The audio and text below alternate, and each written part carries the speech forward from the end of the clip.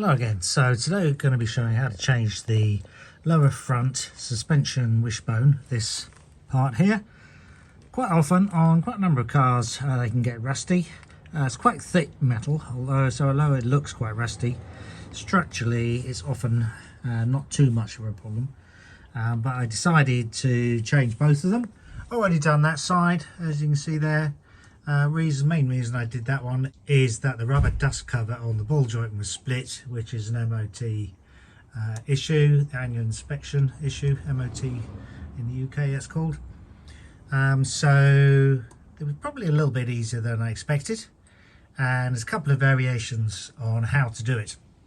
So the Haynes manual will say take off the hub nut, this one here, pull out the drive shaft, undo at least one of the bolts on the strut, pivot the hub out, then that allows you to get a socket to access the nut on the ball joint, which is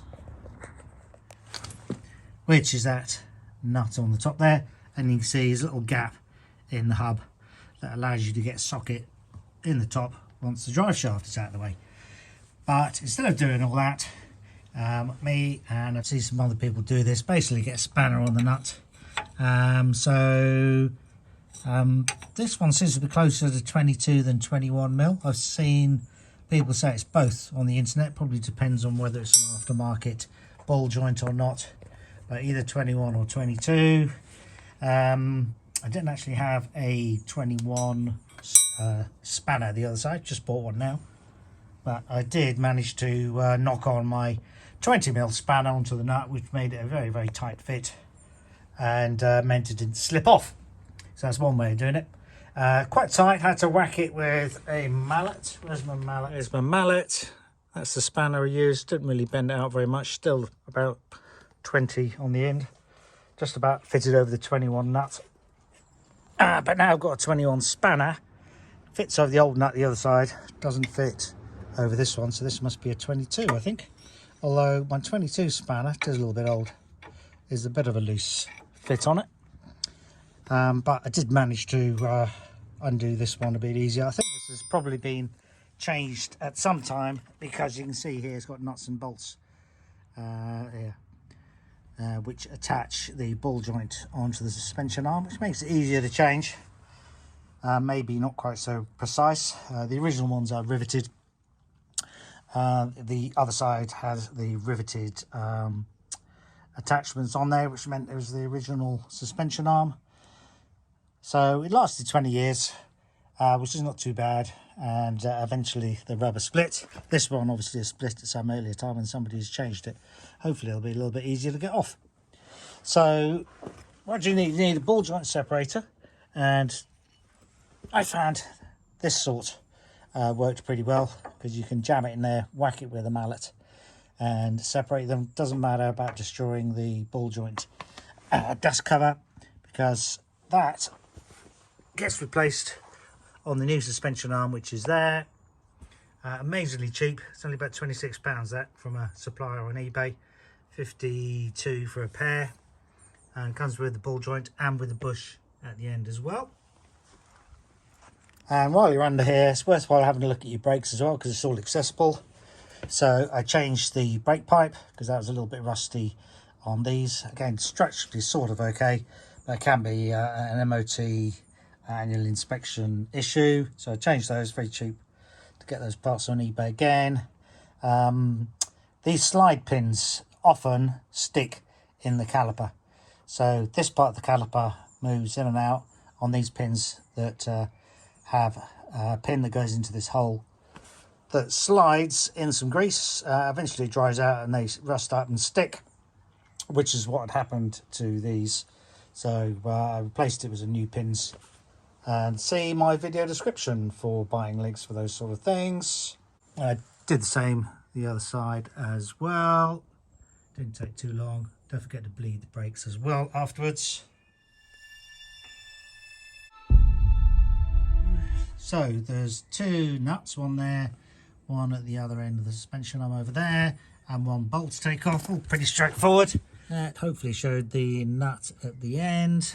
So if you take that nut off, then you've got to try and pull a shaft that's attached to the suspension arm out of this bush. So you can whack it on the end with a mallet. Unfortunately, you're also affecting the bush as well, because you're pushing against the bush, so it's going to suck away some of your whacking force. So it's easier to get the suspension arm to undo these two bolts here. Then the whole lot just drops off after you've, of course, taken this bolt out. You're then faced with the problem of how to get the bush off of the shaft attached to the suspension arm. Whacking it with a hammer is not too successful. In the end, I resulted to cutting off the shaft off the end of the suspension arm, which is this bit, with my angle grinder. That cut off like that. Then I knocked off the plate. Then you're just left with a little piece of metal on the bush, and you can put a socket over that, and you're securely attached to the metal, and you're no longer bouncing off the rubber bush. So that worked quite well. This time I'm going to use the technique of trying to whack the shaft attached to the suspension arm out of the bush while the bush is still attached to the bodywork. I've seen other people do that. We'll see how successfully that works. Right, I would suggest the first thing to try is if you can undo this nut on the ball joint.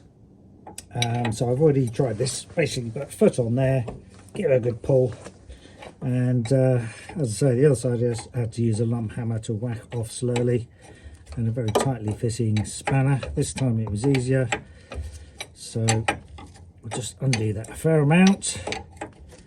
Next one we'll do is this one, just loosen it up, make sure that'll come off nicely, and then the nut at the other end.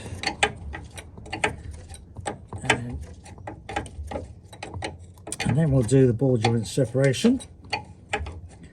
Let's take this as far as it'll go first. So when you get the new suspension arm, it does look a little bit odd because it actually comes with a plastic cover over the rubber dust cover boot. So make sure you take off that plastic cover before you put the arm on. That's not meant to stay there, it's just for protecting it during transport. See that in a minute. Let's take this nut as far as we can go. It won't come all the way off because we need to separate the ball joint to lower this down because it starts to foul against the hub. That'll do for the moment. And then what size is that one? No, not that one yet. That's that one. That's an 18mm socket. Now what is very useful, and took me many years before when I bought myself one of these, is one of these impact wrenches. They're getting tough bolts off. Very useful. So it should make very short work of this bolt, as we can see. That's done all of the undoing. Just leave it in place for a minute. Let's go and do the one on the other end. Yep, that's a 21mm socket is needed.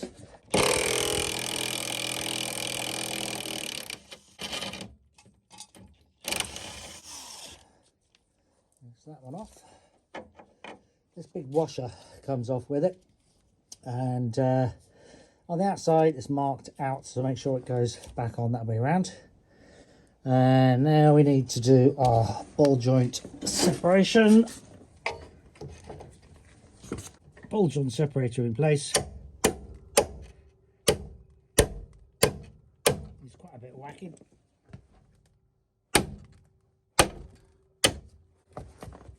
There we go.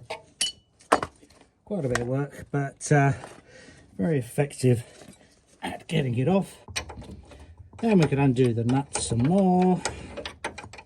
Let's just lever that down a little bit more. Of course, what's happening is, didn't spot it, the joint is actually rotating, so I need to get a grip on that.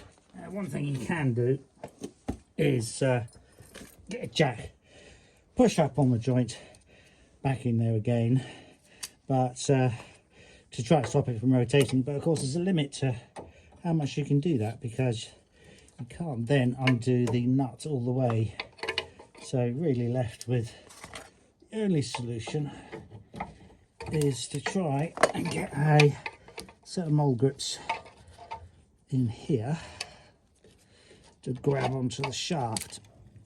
Alright, that's better. And we've got a grip on it, and a fairly tight grip. Do that last bit of nut undoing just to get over the rusty end. Now usually it's not really that necessary or essential to change your suspension arms, and but the way to make them look better and preserve them from the further attack of rust is basically rub off any loose rust with a wire brush and spray it with wax oil with a bit of old engine oil mixed in. I've done that on my other Freelander, the 1.8 turbo, and several years later they still look okay. I need to undo this bolt now.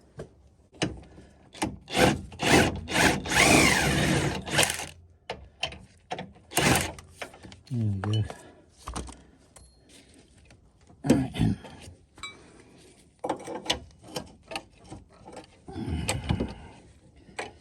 Really do getting this ball joint out.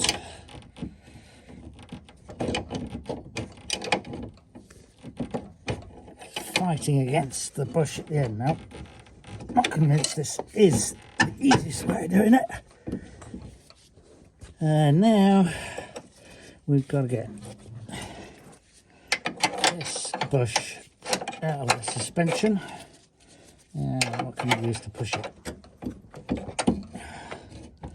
Rather difficult. Yeah, it's a pain in the ass, this method, despite somebody else on the internet, I think it was Bodget and Leggett actually, using this method. There we go. Right, of course now the bush is slightly skew with, so it's going to be under extra pressure to stop it coming out. Now, is that going to come? There's a rubbish way of doing it, because you're always at an angle on that rear bush, because you've got to get this one out of here. So back to the same way of doing it that I did on the other side, and that's to undo those two rear bolts, then the whole thing will drop off. If necessary, I'll cut the end off the suspension arm again to whack it off. Alright, 15mm.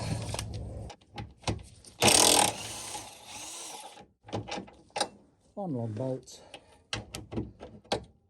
and here comes the second.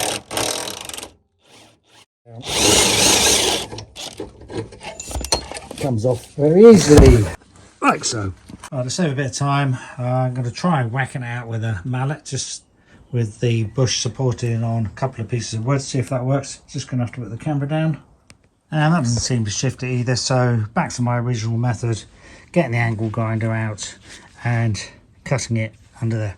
So there's my disc cutter, 9" one, and last time I just cut there, angling slightly into the plate. Do it one side, do it the other, and then obviously all this comes off. Should be able to knock off the plate, and then you can get a socket on the metal part of the bush before whacking the end, and you get much better impact force then to get the shaft out. That worked last time anyhow, and the heating effect also helps to loosen up the rust. I'm not going to show that because it's heavy duty and sparks would be flying everywhere. And that's that cut done. As you can see, the shaft should separate from the disc with a little bit of whacking. And with a bit of whacking, eventually that's off. Very hot. Now I've just got to find a socket to fit over the shaft but grab onto this metal piece, and my 21mm socket fits that requirement. Just got to turn it over, whack on the shaft. So it's starting to move, just needs a bit more knocking. Yeah. Needs something to push it through the shaft. This socket extension piece will do.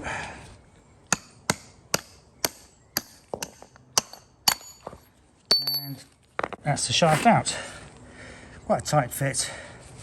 So clean out the old bush, spray it with WD-40, run a tissue through it to clean it up. The bush itself is quite strong, no sign of wear or anything on that, so you can reuse that on the new suspension arm. And now it's just a matter of putting everything back together again. Did read that they said there was a stud on one of these that had to line up. Maybe it existed at one time, but neither seems to have one. Slight evidence there might have been one there, I'm not sure. But what is important, once we assemble the new suspension arm, that we check the tracking. And I'm going to use my Gunson Trackerite. Done another video on that in the past. I'll try and put that in the video description as well. And here we are with the bush easily fitting on the new suspension arm. Left it loose fitting, haven't tightened up the nut because it doesn't turn when the nut's tightened up. And this nut and the bolt that goes in the other suspension bush, I'm only going to fully tighten once the wheels are on the ground and the suspension's at the normal ride height. That avoids putting unnecessary strain on the bushes compared to doing them up when they're all drooped down. And there's the suspension arm back in position. We'll check on the torque on these bolts and nuts in a minute. I found it easier to get that bush in position first with its bolt lined up through its holes. Need to put a slight tilt on the shaft of the ball joint and push with your knee on the disc and the hub to get the hole to line up, to push that into place. Do your nut up, new nut with a lock nut. Do it up as tight as you can with the spanner. Get as much leverage as you can. And yeah, let's just go, and yeah, these bolts put in last. Just try and line up to the same place, looking at where the mud, corrosion marks or any marks on the body are. I think it used to have a stud, but I think that's corroded off. And so that was how to fit the suspension arm, the wishbone. And here are the Torx. So front suspension, where are we? Lower arm front pivot bolt. So that's the bolt we put in first at the front of the wishbone. So we've got 190 Newton meters or 140 pound-foot. So we'll do that up once it's the correct ride height. Then we've got the lower arm rear bush housing bolts to the body. Those are those long bolts going through the alloy housing holding the bush, 77 pound-foot.